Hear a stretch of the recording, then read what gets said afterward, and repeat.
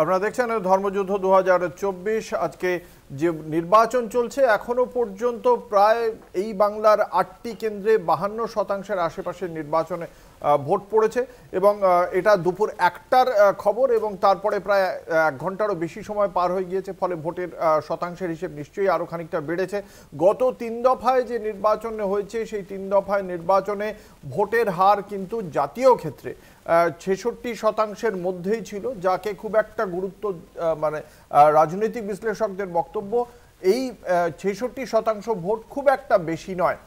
আজকে যে নির্বাচন চলছে তাতে মোটের ওপর বিক্ষিপ্ত কয়েকটি অশান্তির ঘটনা ছাড়া মোটের ওপর শান্তিপূর্ণ নির্বাচনই চলছে। মাত্র কিছুক্ষণ আগে বর্ধমানের মন্তেশ্বরে দিলীপ ঘোষ, বর্ধমান দুর্গাপুর কেন্দ্রে ভারতীয় জনতা পার্টির প্রার্থী দিলীপ ঘোষের গাড়ি আটকে দেন স্থানীয় বাসিন্দারা। বিজেপির অভিযোগ তৃণমূল কংগ্রেসের কর্মী সমর্থকরা তার গাড়ির সামনে শুয়ে পড়ে রাস্তা অবরোধ করে। পুলিশ সঙ্গেও খানিকটা ধস্তাধস্তি হয় স্থানীয় গ্রামবাসীদের, আপনারা দেখতে পাচ্ছেন সেই চিত্র। আমি আসবো এই বিষয়ে, কংগ্রেসের অভিমত শুনবো। কংগ্রেস কিভাবে দেখছে এই ঘটনাকে? বিজেপির বক্তব্য তৃণমূল কংগ্রেসের কর্মী সমর্থকরাই এটা করছে, কি মনে করছেন? দেখুন, যদি তৃণমূল কংগ্রেসের কর্মীরা এটা করেও থাকেন তাহলে তো আমি বলবো যে দিলীপ ঘোষ সেই ফাঁদে পা দিলেন। তার কারণ হচ্ছে যে আজকে যেই ঘটনাটা দেখা যাচ্ছে, তাকে যখন গো ব্যাক স্লোগান দিচ্ছে, যখন দেখছে পরিস্থিতি উত্তপ্ত, সে সেখান থেকে বেরিয়ে যেতে পারতেন। ওখানে দাঁড়িয়ে থেকে আর ওনার মুখের ভাষাও তো ওরকম, ওই এটা বলো ওনার মুখ্যমন্ত্রীরও মুখের ভাষা যেরকম, ওনারও মুখের ভাষা সেরকম। সার্বিকভাবে আজকে চতুর্থ দফার ভোটে খুব বড় কিছু অশান্তির ঘটনা ঘটেনি বাংলার নির্বাচনে। কিন্তু আমরা খুব চিন্তিত অ্যাজ আ কংগ্রেস কর্মী, আমি এটা বলছি যে আজকে অদিতদার গাড়ির পিছনে কোনো কেন্দ্রীয় সুরক্ষা বাহিনীকে যেতে দিচ্ছে না, কোনো গাড়ি যেতে দিচ্ছে না। এটা কিন্তু উনি কতটা সেফটি সেটা কিন্তু একটা বিরাট প্রশ্ন থেকে যায়। যদিও উনি বলেছেন জাতীয় নির্বাচন কমিশন যথেষ্ট ভালো ভূমিকা পালন করেছেন এবং লোকালভাবে এসপিও ফোন ধরেছেন উনি যখন যা বলেছেন, কারণ আমরা খবর পেয়েছি ভরতপুরে দেদার ছাপ্পা ভোট পড়েছে। সে কিছু এইরকম ছোটখাটো ঘটনা ছাড়া সেরকম বড় কিছু ঘটনা বহরমপুরে ঘটেনি। তবে এই ঘটনাটা খুবই আশাবাদী আপনার দলের, একদম পুরো এবার আগের থেকে অনেক বেশি মার্জিনে জিতবে। কারণ কি 6টার বিধানসভায় তো 6টা তৃণমূল কংগ্রেসের, একটা বিজেপির, একটা আসনে কংগ্রেস জিততে পারে। অধীর চৌধুরী, ওখানে অধীর চৌধুরীর নামে ভোট হবে, অধীর চৌধুরীর নামে ভোট হবে। অধীর চৌধুরীকে মানুষ ভোট দেবে, তার কারণ অধীর চৌধুরী আপনারা কোন স্থানে যান আগে দেখুন। অধীর চৌধুরী ওই কোথা থেকে ইউসুফ পাঠানকে ধরে নিয়ে এসেছেন, সে বলছে কালকে বলেছে I am proud of Narendra Modi. তিনি নরেন্দ্র মোদীকে নিয়ে গর্ব করছেন, উনি গুজরাটের লোক বলে। তিনি হচ্ছে তৃণমূলের প্রার্থী। আমরা বলি না তৃণমূল আর বিজেপি একই কয়েনের এপিটার ওপিট, ওই একই, ওই সমস্ত রিলেটেড। আপনারা দেখুন আপনারা কোন জায়গায় যাবেন। ভোট কেমন দেখছেন আপনারা? অধীর চৌধুরী আরো বেশি মার্জিনে জিতবে। অধীর থার্ড হবে। আচ্ছা ঠিক আছে, বুঝলাম। নির্বাচনে সকাল থেকে খুব একটা গন্ডগোল হচ্ছিল না, কিন্তু যা বেলা যা গড়িয়েছে দেখা যাচ্ছে বিভিন্ন জায়গায় ঘটনা ঘটছে। দেখুন, আমি দিলীপ ঘোষের ঘোরতর বিরোধী, কিন্তু আমি এখান থেকে একটা কথা বলি, যে দেখলাম যে চিত্রটা উঠে এসেছে, দিলীপ ঘোষ উল্টোপাল্টা কথা বললে এই জন্য উনি পপুলার, এটাই হয়তো ওনার ইউএসপি বলতে পারেন, অনেকে বলে। কিন্তু যে চিত্রটা দেখলাম যে একটা কন্টেস্টিং ক্যান্ডিডেট তাকে এরকমভাবে ব্লক করছে, যদি আমাদের ক্যান্ডিডেটকেও ব্লক করা হয়ে থাকে বা অন্য কোনো পার্টির ক্যান্ডিডেটকেও ব্লক করা থাকে, এটা সংসদীয় গণতন্ত্রের জন্য একটা রুচিশীল জিনিস নয়। যে কোনো এক সেকেন্ড আমি শুধু ইন্টারাপ্ট করি তোকে। ওনাকে ব্লক করেছে মানে কি, ওনার বাহিনী যে সাথে ছিল সে কাউকে একজনকে মেরেছে। আমি বলছি এটা পুরোপুরি তো ল অ্যান্ড অর্ডার ইস্যু, এটা নির্বাচন কমিশনের উচিত ছিল যে কোনো পলিটিক্যাল পার্টির লোক যদি এসে কোনো কন্টেস্টিং ক্যান্ডিডেটকে ব্লক করতে আসে, স্বাভাবিকভাবে সেটা তো কাম্য নয়। এবং এই যে জঞ্জাট হচ্ছে, লোক রাস্তা শুয়ে পড়ছে, তো এটা একটাই সলিউশন। এখানে এরকম গন্ডগোল যদি কেউ পাকায়, দলমত নির্বিশেষে, কারণ তার রাজনৈতিক রং না দেখে একটা দুটোকে জেলে তুলে অ্যারেস্ট করে নিয়ে যাও। আমি বলছি এরা সব হচ্ছে পয়সা দেওয়া লোক, দুদিনের কিছু পয়সা পেয়েছে, পেয়ে এরকম করছে। এটা কোনো পলিটিক্সের, ওয়েস্ট বেঙ্গলের পলিটিক্স জন্য শোচনীয় ভালো জিনিস কিছু নয়, যেই করে থাকুক না কেন। দুই, আমি একটা গুরুত্বপূর্ণ কথা বলি, যে আপনারা বলছেন না খুব ভালো নির্বাচন হচ্ছে, বীরভূমে তো দেখলাম যে কিভাবে ইলামবাজারের মধ্যে তৃণমূল ভোট করাচ্ছে, অন্য কোনো এজেন্ট নেই, এবং তৃণমূল গুড় বাতাসা খাইয়ে বলছে যে বিরোধী দলের এজেন্ট নেই, এবং যে দু এক জায়গায় বসছে আমরা সন্ধ্যাবেলা উন্নয়ন বুঝে নেব। আমার মনে হয় নির্বাচন কমিশনের উচিত ইমিডিয়েটলি এই ধরনের কথা যারা বলছে এবং যা কার্যকলাপ করছে এদের বিরুদ্ধে অ্যাকশন নিতে হবে, কারণ দিলীপ ঘোষের বক্তব্য শোনাবো দর্শকদের। বার করে দেওয়া হয়েছে, মুখ ফাটিয়ে দেওয়া তাকে বসাতে গিয়েছিলাম এবং ওখানে পাশের যে হিন্দু পাড়া সেখান থেকে কোনো ভোটারকে আসতে দেওয়া হয়নি। এটা বলতে যেতে আমাকে জয় বাংলা বলে স্লোগান দেওয়া, বিক্ষোভ দেখানো হয়, প্রতিবাদ করতে লোকজন আগের থেকে জমা ছিল। আমি যখন যেই সরে গেছিল 100-200 লোক বেরিয়ে এসে পরে ইট পাথর মারে, আমার গাড়ি আটকাবার চেষ্টা হয়, ধাক্কাধাক্কিতে ওদেরকেও চোট লাগে। আমরা বেরিয়ে এসেছি, এবার দেখুন অ্যাডমিনিস্ট্রেশন কি করা উচিত। সাংবাদিকদের গাড়িও ভাঙচুর করা হয়েছে, সাংবাদিকদের গাড়ি ভাঙা হয়, সবাইকে ভাঙা হয়েছে। সন্দেশখালীর একটা সেকেন্ড আপনারা শুনলেন। আমি আসবো বৈশ্বনাথ চট্টোপাধ্যায়ের কাছে। সাংবাদিকদের গাড়িও তো ভাঙচুর করা হয়েছে, শুনলেন। দেখুন, বিজেপি পার্টি গন্ডগোল লাগানোর জন্য অনেক দিন ধরে চেষ্টা করছে। এবার নানান ধরনের ঘটনা ঘটানোর চেষ্টা করছে। কালকেও আপনারা দেখেছেন যে ওরা কি করেছে। এখন সাধারণ মানুষকে ভোট দিতে দেওয়া দিলীপ ঘোষের যে প্ররোচনামূলক কথা, সেটা আপনারা নিজেরাও সিরিজ দেখিয়েছেন। মুখ্যমন্ত্রীর প্রতি তার যে অশালীন উক্তি, সেগুলো আপনারা দেখিয়েছেন। তো আজকে তার এই নিরাপত্তারক্ষীরা যদি গ্রামবাসীদের সঙ্গে সংঘাতে জড়িয়ে পড়েন, তাতে যে তার বিরুদ্ধে বিক্ষোভ হয়েছে সেখানকার মানুষদের। যে বলা হচ্ছে না যে দিলীপ ঘোষ, আমি বলছি যে পরাজিতর আর্তনাদ বলে একটা কথা আছে না, এরা হেরে যাবে বলে আগে থেকেই আমাকে মেরেছে, আমাকে আছড়ে দিয়েছে, আমাকে মারামারিটা বন্ধ করুন, তারপরে দেখুন না কথা বলে নিজেকে বাজার গরম মানে সিম্প্যাথিক পাওয়ার চেষ্টা করে। হ্যাঁ, 4 তারিখে দেখে নেবেন কি ফলাফল হয়, আপনি দেখে নেবেন কিভাবে শোচনীয়ভাবে আপনারা হেরেছেন। আজকে সন্ত্রাস, শোচনীয়ভাবে সন্ত্রাস আজকে যেভাবে পশ্চিমবঙ্গের বুকে যারা গণতান্ত্রিক ভোটাধিকার প্রয়োগ করে ভোট দিতে চায়, তাদের নিজেদের পছন্দের রাজনৈতিক দলকে এই শাসক দল আজকে গুন্ডা দেখিয়ে, অস্ত্র বোমবাজি করে, ভয় দেখিয়ে সন্ত্রাস। আজকে কেন আজকে মুর্শিদাবাদে, আজকে সন্দেশখালীতে, আজকে পান্ডুয়াতে একটা বাচ্চা ছেলে মারা গেল, আপনারা কি বলবেন? আজকে গুলি বোমা ওই সন্দেশখালীতে যারা নাকি শাহজাহানকে যখন অ্যারেস্ট করতে এসেছিল সিবিআই ইডি, ওই গ্রামবাসীর নাম করে কিছু লোককে এনে দেওয়া হয়েছিল। এই সেম লোক, এরা পয়সা আছে, পয়সার মাধ্যমে এরা বৈশ্বনাথ দা, একটু আগে যেটা আপনাকে কংগ্রেসের মুখপাত্র বললেন, এই যে ইউসুফ পাঠানকে নিয়ে প্রশ্ন তুলে দিয়েছেন, যে তিনি বলেছেন I am proud of Narendra Modi. এই ইউসুফ পাঠান গুজরাটের যখন হিংসা হয়েছিল তার পরবর্তী সময় নরেন্দ্র মোদীর পাশে দাঁড়িয়ে তার নির্বাচনী প্রচারে ইউসুফ পাঠান এবং ইরফান পাঠান দুজনেই ছিলেন। আচ্ছা, তাদেরকে সেখানে যেমন দেখতে পাওয়া গিয়েছিল, ইউসুফ পাঠানের বিরুদ্ধে মাদক সেবনের অভিযোগ উঠেছিল, তার বিরুদ্ধে একজন মহিলার জায়গা হড়প করার অভিযোগ উঠেছিল, কোর্ট তাকে শাস্তি দেয়, তাকে জরিমানা দিয়ে ছাড়া পেতে হয়। এমন একজনকে গুজরাট থেকে উঠিয়ে নিয়ে এসে আপনারা প্রার্থী করলেন, আর কোনো প্রার্থী ছিল না। দলীয় সিদ্ধান্ত কি হবে সেটা তো দলের উপর নির্ভর করে।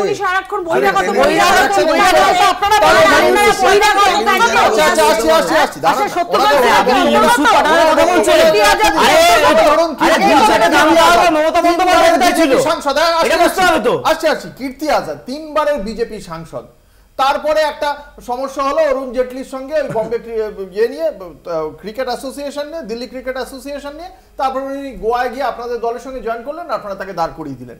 এই যে শত্রুঘ্ন সিনহা, তিনি বিজেপির লোক। এই যে একের পর 7ই মার্চ জয়েন করলেন, 10 তারিখ অভিষেক বন্দ্যোপাধ্যায় তার নাম অ্যানাউন্স করে দিচ্ছেন। তা এত লোকের কেন প্রয়োজন হচ্ছে? প্রশ্নটা সঞ্চালক করছেন না সিপিএম করছেন? আমি একটা কথা বলি, আমি তো প্রশ্নটা এতগুলো আপনার সঙ্গে সাপ্লিমেন্ট করছেন তো, তাই জন্য আমি বলছি। হ্যাঁ, আমার প্রশ্নটা আমি আপনাকে বলছি, শুনুন, গুণীজনের না গুণটাকে দেখবার চেষ্টা তাহলে আগে বলেন, তারা আমাদের করতে পারেন।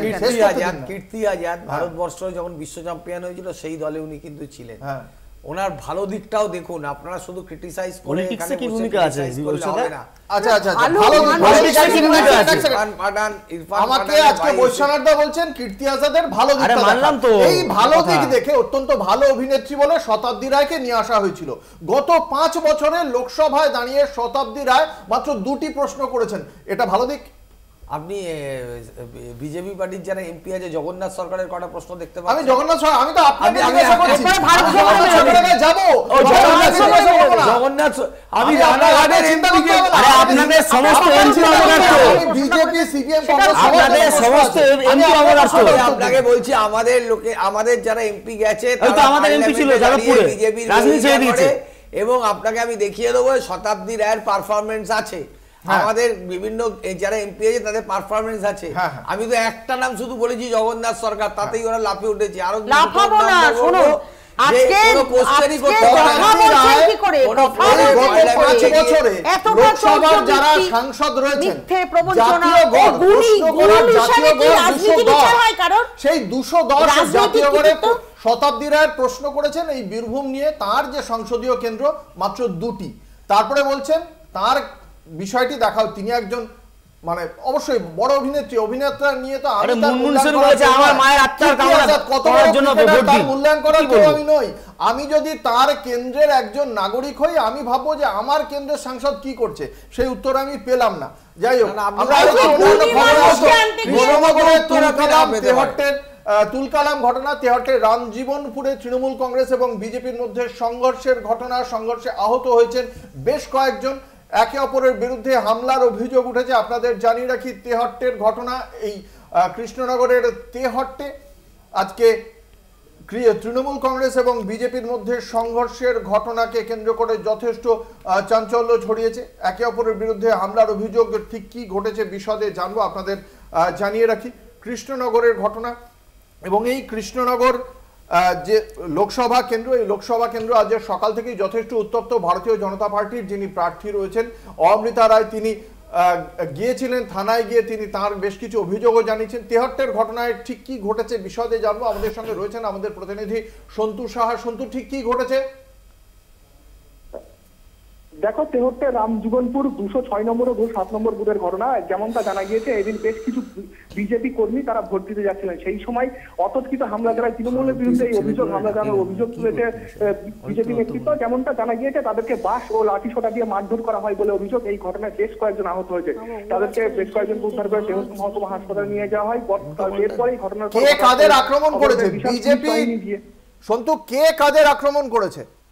দেখো, এই ঘটনায় কিন্তু বিজেপির কর্মীদের উপর আক্রমণের অভিযোগ উঠেছে তৃণমূলের বিরুদ্ধে, যদিও এই ঘটনা সম্পূর্ণভাবে অস্বীকার করেছে তৃণমূল নেতৃত্ব। তারা যেমনটা জানিয়েছে, এটা বিজেপির গোষ্ঠীদ্বন্দ্বের ফলের কারণে এই ঘটনা ঘটিয়েছে। বিজেপির গোষ্ঠীদ্বন্দ্বের কারণে এই তাদেরকে মারধর করে, দুই গোষ্ঠীর কন্দলে এই মারধরের ঘটনা ঘটেছে। এই ঘটনায় কারোর বিরুদ্ধে কোনো লিখিত অভিযোগ দায়ের হয়েছে থানায়? দেখো, এখনো পর্যন্ত কোনো অভিযোগ দায়ের হয়নি। ঘটনাস্থলে পুলিশ বাহিনী গিয়ে পরিস্থিতি কিন্তু নিয়ন্ত্রণে আনে। এই মুহূর্তে এলাকা থমথমে রয়েছে, এখনো পর্যন্ত অভিযোগ দাঁড়ানোর কোনো খবর কিন্তু আমাদের সামনে আসেনি। কি বলছে এই ঘটনায় কেন অভিযোগ দায়ের করা হয়নি? দায়ের করা হয়নি তার কারণ যেমনটা আমরা কিন্তু জানতে পারছি যে যিনি তারা হাসপাতালে চিকিৎসার জন্য গিয়েছেন, সেখান থেকে হাসপাতালে চিকিৎসার পর কিন্তু তারা যেতে পারেন অভিযোগ করতে, এমনটাও কিন্তু আমরা জানতে পারছি। কি বলছে? দেখো, তৃণমূল নেতা সম্পূর্ণভাবে এই অভিযোগ অস্বীকার করে। তারা যেমনটা জানাচ্ছে যে এই ঘটনা বিজেপির গোষ্ঠীদ্বন্দ্বের ফলে ঘটেছে, বিজেপির ওই এলাকায় গোষ্ঠীদ্বন্দ্ব রয়েছে, সেই কারণেই কিন্তু এই ঘটনা, বিজেপির গোষ্ঠীদ্বন্দ্ব নিজেদের মধ্যে মারামারি করে তৃণমূলের দোষটা পাওয়া যায়, এমনটাই অভিযোগ করেছে কিন্তু তৃণমূল নেতৃত্ব। এখনো পর্যন্ত পুলিশ বা কেন্দ্রীয় বাহিনী ওই এলাকায় কোনো টহল দিয়েছে? কাউকে অ্যারেস্ট করা হয়েছে? এখনো পর্যন্ত তারা গ্রেপ্তারের মতো ঘটনা ঘটেনি। পুলিশ ঘটনাস্থলে পৌঁছেছে, এলাকা বর্তমানে পুলিশের পৌঁছানোর পর কিন্তু এলাকা থমথমে রয়েছে, নির্বিঘ্নে এখন বর্তমানে সেখানে ভোট চলছে। ধন্যবাদ। আমাদের সঙ্গে ছিলেন আমাদের প্রতিনিধি সন্তু সাহা। তেহট্টের রামজীবনপুরে তৃণমূল কংগ্রেস এবং বিজেপির সংঘর্ষ, এই সংঘর্ষে যথেষ্ট উত্তেজনা ছড়ায় এলাকায়। এখনো পর্যন্ত এই ঘটনায় কারোর বিরুদ্ধে অভিযোগ দায়ের হয়নি।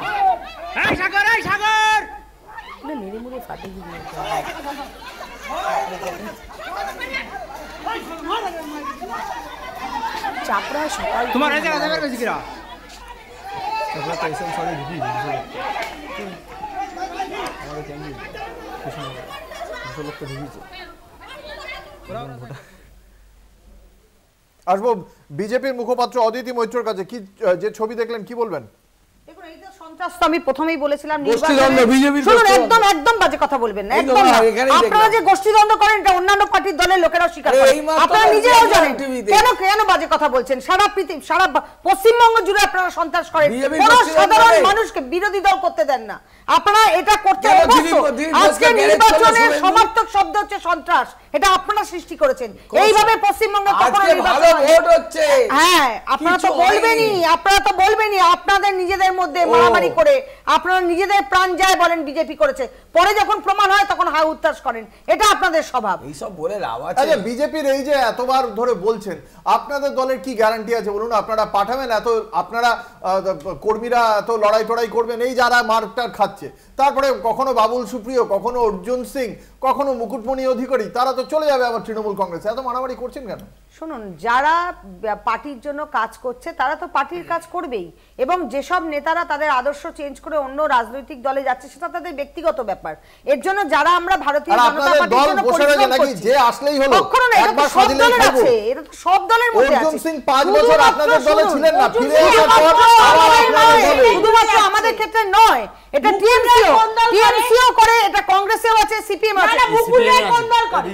যাই করছে তো আপনারা, এরা ভালো বলতে পারবে, এটা এরা ভালো বলতে পারবে, টিএমসি বলতে পারবে ভালো। প্রত্যেকটা দলের দল পরিবর্তন আছে, রাজনৈতিক পরিবর্তন আছে, এটা ওরা ভালো বলতে পারবে। আজকে মুকুটমণি অধিকারীকে নিয়ে গিয়ে তো চাকরি করে দিল কেন টিএমসি? এখনো পর্যন্ত শুভেন্দু অধিকারীর জন্য হাল উত্তাস করে, কেন শুভেন্দু অধিকারী চলে গেল, কেন শুভেন্দু অধিকারী এত পরিশ্রম করছে, এরা এখনো হা হুতাশ করে, এটা ওরা ভালো বলতে পারে। বিজেপি পার্টিতে কিছু এখনো সবাই চলে যাচ্ছে, আপনি কি করবেন?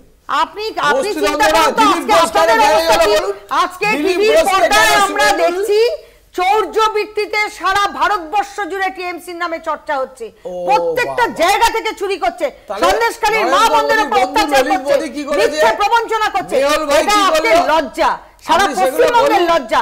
মুখ্যমন্ত্রীর পদত্যাগ করা উচিত।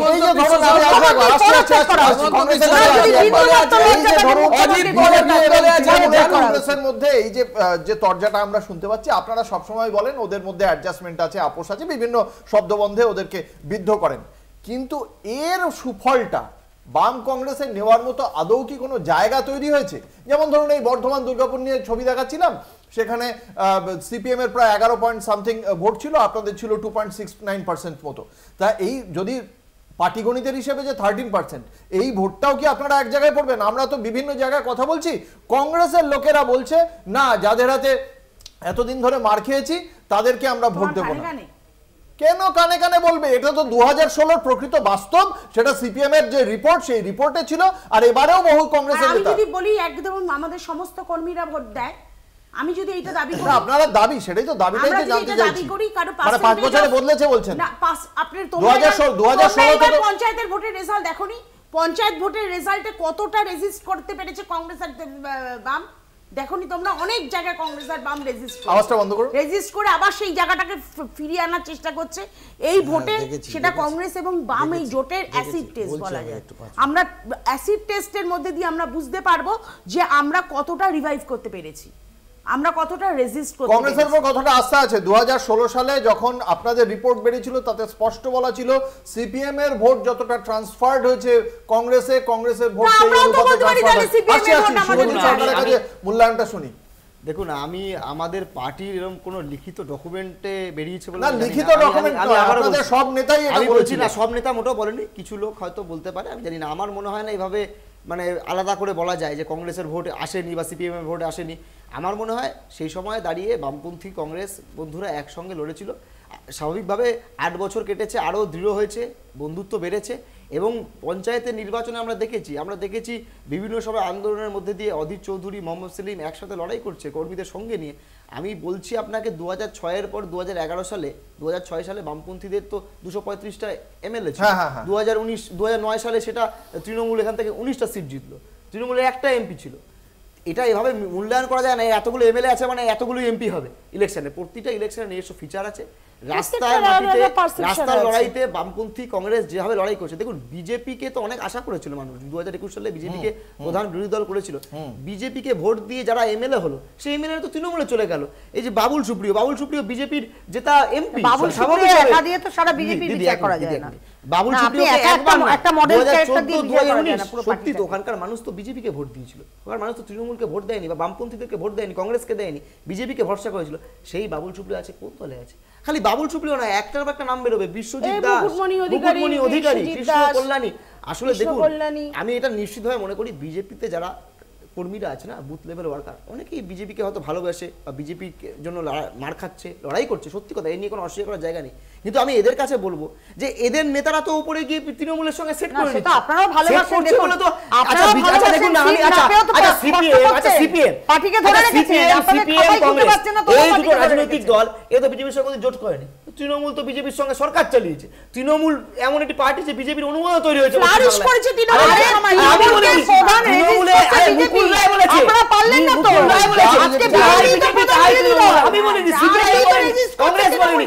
কিন্তু আমি এখনো মনে করি যে বিজেপি যেই কর্মীরা আজকে মার খাচ্ছে, এদের কাছে আমি অনুরোধ করবো, আহ্বান করবো, এই বিজেপি পশ্চিমবাংলায় তৃণমূলকে হারাতে পারবে না, হারাতে পারবে একমাত্র বামপন্থী এবং মানুষ কেন অদিতি বাবু, অদিতি মৈত্রর কাছে আসতে চাইবো। এই যে মানে এই যে বিষয়টা আপনারা বারংবার বলছেন যে আমরাই প্রধান বিরোধী দল, আমি একটু